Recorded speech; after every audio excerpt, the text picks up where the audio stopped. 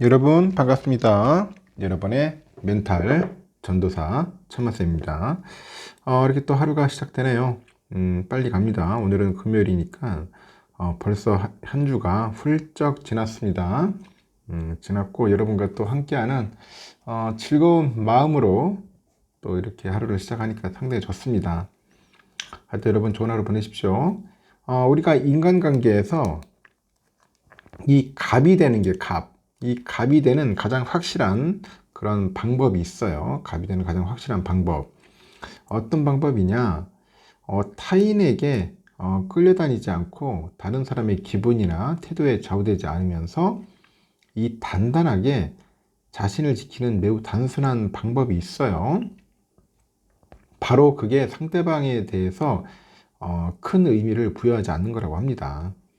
그 사람은 뭐 오래된 친구니까, 그 사람은 내 연인이니까, 그 사람과는 추억이 많으니까, 이렇게 그 사람과의 관계를 특별하게 생각하고 포장을 하면서 더 많은 의미를 부여할수록 그 사람의 작은 행동에도 미세한 감정 변화에도 과민 반응할 수밖에 없게 되는 거죠.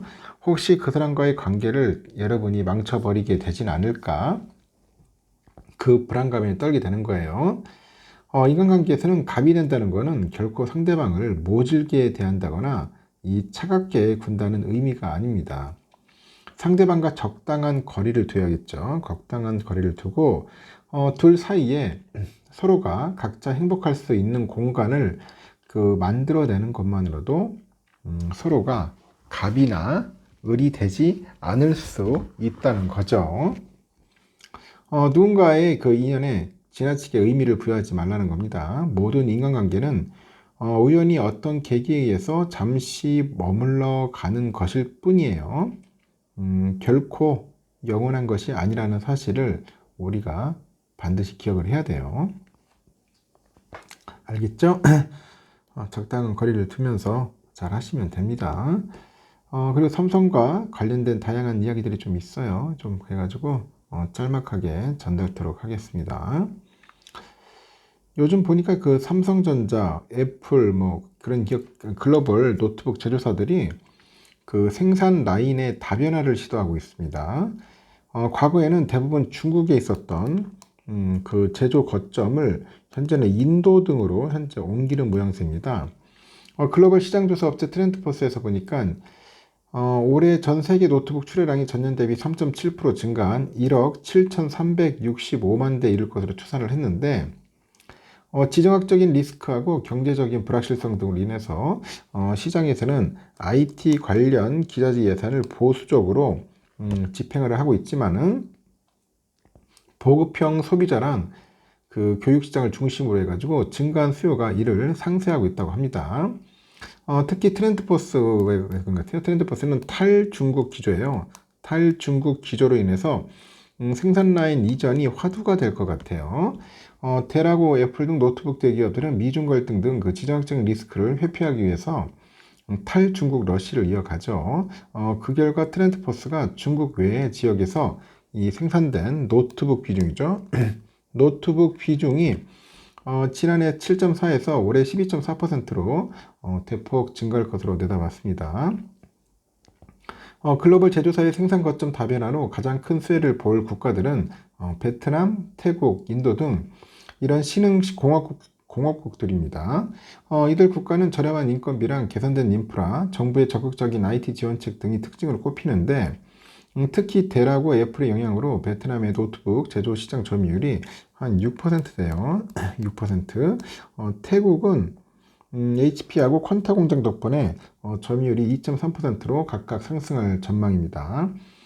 삼성전자도 올해 초에 인도의 그 노이다에 노트북 생산 거점을 설립을 했어요.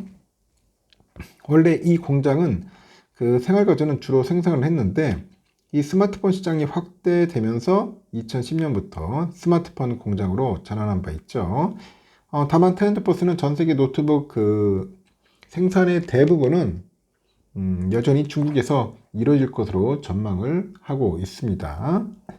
여전히 중국 공장의 노트북 제조 역량이 높은 데다가 이 포괄적인 공급망도 이미 갖춰졌기 때문이겠죠. 한편 트렌드포스는 마이크로소프트 코파일럿 등 인공지능 기능을 탑재한 일명 AI 노트북이라 있습니다. 이 노트북은 올해 하반기부터 출시되겠으나 높은 초기 가격 때문에 소비자의 구매 결정은 지연될 가능성이 크다고 보는 것 같아요. 내년부터는 기업용 수요를 중심으로 해가지고 AI 노트북 출하량이 이제 증가할 것으로 전망을 하고 있습니다. 참고하시면 될 것 같습니다. 하여튼 불안합니다. 중국 도대체 이거 꼴통 국가라서 참 어떻게 예측이 안 돼요. 22일 날 보니까 시장조사 업체에서 삼성전자는 2분기 전 세계 스마트폰 시장에서 출하량 기준 19%의 점유율로 1등을 차지했다. 1등 1등 했고요. 애플이 한 18%, 16%네요. 2등을 했고요. 이어서 중국 회사인 샤오미가 15%, 그리고 오포와 비보가 각각 9%를 기록을 했는데 이 매출액 기준으로는 애플이 42%로 1위를 차지했고 삼성은 16%, 샤오미는 7%였습니다.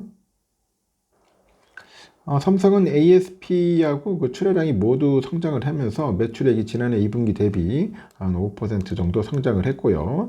올 초에 출시된 삼성의 그 첫 AI죠. 스마트폰인 갤럭시 S24 시리즈 판매 호조가 지속된 효과로 인해서 해석이 되는 것 같습니다. 카운트포인트 리서치 보니까 2분기 전 세계 스마트폰 출하량은 같은 기간 8% 성장한 2억 8,910만 대를 기록했다고 하는데 매출액도 같은 기간 8% 정도 이제 성장을 했죠. ASP는 역대 2분기 기준 최고 수준이었어요. 특히 상위 5개 제조업체 중에 1년 사이에 출하량이 27% 급증한 샤오미의 성장이 두드러졌습니다. 일단은 그 카운터포인트 리서치 연구위원은 단기 시장 전망에 대해서 현재 진행 중인 프리미엄화 추세는 AI 트렌드하고 맞물려 가지고 향후 또 몇 분기 동안에 ASP하고 매출액을 상승시킬 것이라고 합니다. 그래서 올해까지 전체 스마트폰 출하량에서 생성형 AI가 차지하는 비중은 약 18%에 이를 것이라고 하는 거죠. 삼성전자는 갤럭시 A15랑 그 갤럭시 버디 3, 이 버디 3 등 중저가 스마트폰 출시 효과에 힘입어서 국내에서도 판매량 기준으로 스마트폰 점유율 1등을 기록을 했어요. 2분기 국내 스마트폰 시장에서 전분기 75% 대비 1% 정도 포인트 늘어난 76%의 점유율을 기록을 했죠. 올 3분기에는 지난 7월 출시한 갤럭시 Z 플립과 폴드 6 등 신제품 효과로 삼성의 점유율이 더 오를 것으로 관측이 됩니다. 지난해 3분기에도 같은 효과로 삼성전자의 점유율이 70%대에서 70에서 84%로 성장을 했죠. 애플은 국내에서 올 2분기 22% 점유율을 기록하다 보니까 1분기 대비 2%포인트 낮아졌어요. 지난해 4분기와 비교를 해도 큰 폭으로 하락한 셈이죠. 높은 평균 판가하고 신작 출시 전 대기 수요로 인해서 이제 판매량이 지속적으로 위축이 됐다. 그렇게 보시면 될 것 같습니다. 세계 기업 실적이 2분기 만에 플러스로 돌아섰습니다. 앞으로 돌아섰고 이 실적을 이끈 것은 TSMC, 삼성전자, 하이닉스와 같은 반도체 기업과 미국의 빅테크 기업이었어요. 일본 경제신문 니케이에서 보니까 데이터를 활용해 가지고 미국과 유럽, 일본 등에 상장된 기업 23,700개의 실적을 집계한 결과 올해 4월에서 6월 순이익이 전년 동기 대비 7% 늘어나 가지고 1조 1000달러라고 하네요. 상승률은 2021년 10월에서 12월 이래 2년 반 만에 최고 수준이죠. 이렇게 실적은 21일 기준으로 실적이 아직 발표되지 않은 엔비디아 등은 시장 예상치를 활용을 했는데 23,700개 기업의 시가총액은 전 세계 경제의 9%를 차지합니다. 17개 업종 중 10개 업종에서 순이익이 증가를 했는데 이 전기 업종이 37%입니다. 가장 순이익이 높았고 정보통신도 30%를 넘어섰어요.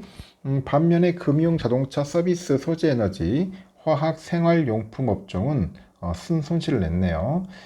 니케이는 경기 민감성이 높은 기업들의 실적이 좋지 않았다고 하죠.